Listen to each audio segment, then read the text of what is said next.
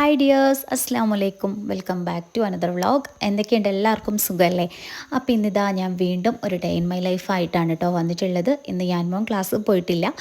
അപ്പം രാവിലത്തെ ചായ കുടിയൊക്കെ കഴിഞ്ഞിട്ടാണ് ഞാൻ വ്ളോഗ് എടുക്കാൻ തുടങ്ങിയത് കേട്ടോ. അപ്പോൾ ഇന്നലെ ഞാനും ക്ലാസ് കഴിഞ്ഞ് വന്നപ്പോൾ നല്ല പനിയായിരുന്നു, അതുകൊണ്ട് ഞാൻ ഇന്ന് ക്ലാസ്സിൽ വിട്ടിട്ടില്ല. അപ്പോൾ ഇന്നലത്തെ ഹോംവർക്കൊക്കെ പെൻഡിങ് ആണ് കേട്ടോ. അപ്പോൾ ആൾ അവിടെ ഇരുന്നുകൊണ്ട് ഹോംവർക്കൊക്കെ ചെയ്യാണ്. പിന്നെ ഇതാ ഞാൻ എൻ്റെ രാവിലത്തെ എല്ലാ പണികളും സ്റ്റാർട്ട് ചെയ്തിട്ടുണ്ട് കേട്ടോ.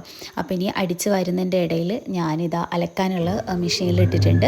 അപ്പോൾ പെട്ടെന്ന് തന്നെ ഒന്ന് അടിച്ച് വാരി എടുക്കുകയാണ് കേട്ടോ. പിന്നെ നല്ല വെയിലാണ് കേട്ടോ, മഴയില്ല. ഇപ്പോൾ എല്ലായിടത്തും അങ്ങനെ തന്നെ ആയിരിക്കും അല്ലേ, കുറച്ച് ദിവസമായിട്ട് നല്ല വെയിലാണല്ലോ. പിന്നെ നമ്മുടെ വ്ളോഗ് ആദ്യമായിട്ട് കാണുന്നവരുണ്ടെങ്കിൽ ഇറ്റ്സ് മീ മുബീന മുനീർ. നമ്മുടെ വ്ളോഗ് ഇഷ്ടപ്പെടുകയാണെങ്കിൽ തീർച്ചയായിട്ടും എല്ലാവരും ഒന്ന് സപ്പോർട്ട് ചെയ്യണം. പിന്നെ ഇതൊക്കെ എൻ്റെ പുതിയ പ്ലാന്റ്സ് ആണ് കേട്ടോ. അപ്പം ഇതിൽ ഉണങ്ങിയിട്ടുള്ള ലീഫുകളൊക്കെ ഒന്ന് കട്ട് ചെയ്ത് മാറ്റിയാണ്.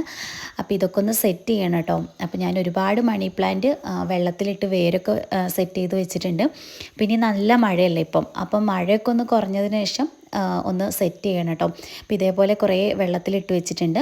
പിന്നെ ഇത് നമ്മുടെ വീട്ടിൽ ആദ്യം ഉണ്ടായിരുന്ന അക്കോറിയാണ് കേട്ടോ. ഞാൻ ഫസ്റ്റ് കാണിച്ച അക്കോറി നമ്മളിപ്പം കുറച്ചായിട്ടുള്ളൂ വാങ്ങിയിട്ട്.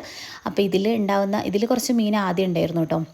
അപ്പോൾ എല്ലാവർക്കും അറിയായിരിക്കും ഈ മീനിൻ്റെ ഈ ഒരു വെള്ളം നമ്മുടെ പ്ലാന്റ്സിനൊക്കെ നല്ല അടിപൊളിയാണ് കേട്ടോ, നല്ല വളമെന്നാണ് കേട്ടോ പറയുക.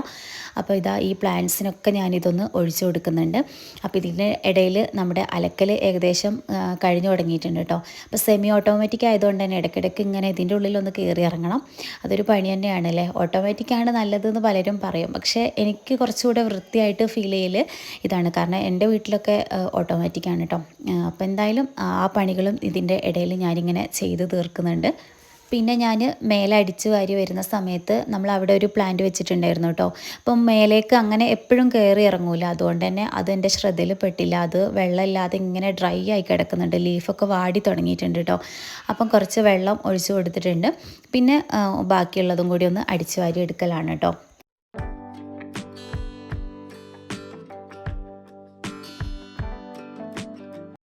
പിന്നെ ഇതാ കുറച്ച് വയൽച്ചേമ്പ് കിട്ടിയിട്ടുണ്ട് കേട്ടോ. അപ്പോൾ എനിക്ക് നല്ല ഇഷ്ടമാണ്. ഇത് കിട്ടിയിട്ട് ഇപ്പോൾ ഒരു 2-3 ദിവസം കഴിഞ്ഞു കേട്ടോ. അപ്പോൾ ഇതിലിങ്ങനെ വെച്ചിട്ടാണെന്ന് തോന്നുന്നു വേരും മുളയൊക്കെ വന്നിട്ടുണ്ട് കേട്ടോ. അപ്പോൾ ഇനിയും വെച്ചുകൊണ്ട് നിന്നിട്ടുണ്ടെങ്കിൽ അത് ഇങ്ങനെ കേടായി പോവുമല്ലേ. അപ്പോൾ ഇതാ ഞാൻ അതൊന്ന് റെഡിയാക്കി എടുക്കുകയാണ് കേട്ടോ. അപ്പം ഞാൻ പെട്ടെന്ന് തന്നെ അതൊക്കെ ചെയ്തു. ആദ്യം പീലർ ഉപയോഗിച്ചിട്ട് ചെയ്യാൻ നോക്കി, പക്ഷേ പറ്റിയില്ല. പിന്നെ കത്തി ഉപയോഗിച്ചിട്ട് തന്നെ തൊലിയൊക്കെ ഒന്ന് കളഞ്ഞെടുത്തിട്ടുണ്ട്. പിന്നെ പറയാതിരിക്കാൻ പറ്റില്ല, ഇതിങ്ങനെ ചെയ്തുകൊണ്ട് നിൽക്കുമ്പോഴത്തന്നെ എൻ്റെ കൈ നല്ല ചൊറിച്ചിലായിരുന്നു കേട്ടോ.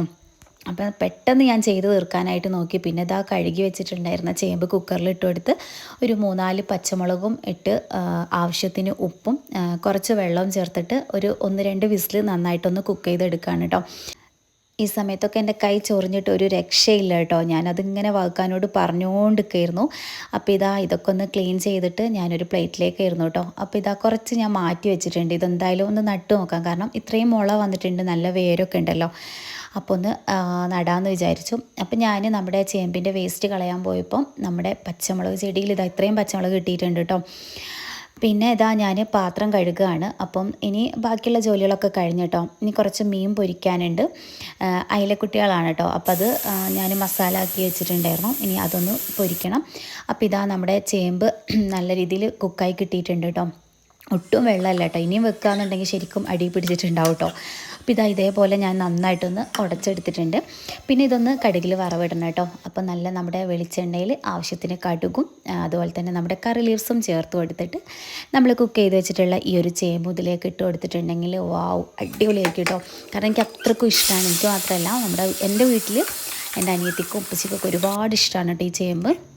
പിന്നെ അയിലയാണ്. അപ്പോൾ ഇത് ഒന്ന് പൊരിച്ചെടുക്കുകയാണ് കേട്ടോ. പിന്നെ ഇന്ന് രാവിലെ നമ്മൾ ദോശയായിരുന്നു. ദോശയിലേക്ക് ഈ ഒരു മീനിൻ്റെ ബാക്കി എടുത്തിട്ട് നമ്മൾ മുളക് കറി വെച്ചിട്ടുണ്ടായിരുന്നു കേട്ടോ, മുളകിട്ടിട്ട്. അപ്പോൾ അത് ബാലൻസ് ഉണ്ട്. അപ്പോൾ നമ്മൾ ഉച്ചയ്ക്കും കൂടെ കണക്കാക്കിയിട്ട് തന്നെയാണ് കേട്ടോ ഉമ്മയാണ് വെച്ചത്. അപ്പോൾ അതുണ്ട്.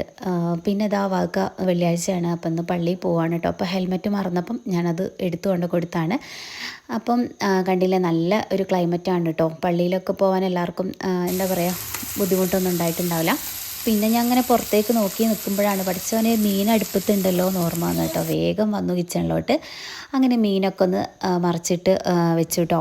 അപ്പോൾ ഇന്നത്തെ ഉച്ചക്കത്തെ എല്ലാ എൻ്റെ പണികളും കഴിഞ്ഞു. ഇതാ മീൻ പൊരിച്ചത്, ചോറ് പിന്നെ നമ്മൾ പുറത്തടുപ്പിലാണ് വെക്കുക, അതിങ്ങോട്ടേക്ക് കൊണ്ടുവച്ചിട്ടുണ്ട്. പിന്നെ നമ്മുടെ ചേമ്പ് കറി, ഇതാ അയില മുളകിട്ടത് കേട്ടോ. ഇത്രയാണ് നമ്മുടെ ഇന്നത്തെ ഉച്ചക്കത്തെ ഫുഡ് എന്ന് പറയുന്നത്. പിന്നെ ഞാൻ വ്ളോഗൊന്നും എടുത്തില്ല കേട്ടോ, ഒന്ന് കിടന്നുറങ്ങി. കാരണം യാനുവിന് പനിയൊക്കെ ആയിരുന്നു, അതുകൊണ്ട് എല്ലാവരും ഒന്ന് ഉറങ്ങിയൊക്കെ എണീറ്റു.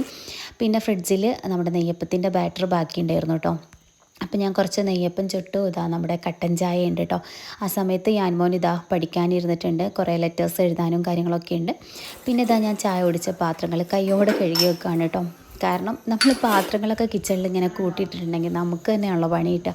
അപ്പോൾ ഞാൻ മാക്സിമം ആ സമയത്ത് തന്നെ കഴുകിയെടുക്കാൻ ശ്രമിക്കലുണ്ട്. പിന്നെ നാളത്തേക്ക് ഇതാ ഞാൻ ഇഡ്ഡലിക്ക് വേണ്ടിയിട്ട് അരി വെള്ളത്തിലിട്ടിട്ടുണ്ടായിരുന്നു, അരിയും ഉഴുന്നും പിന്നെ ഉലുവയും.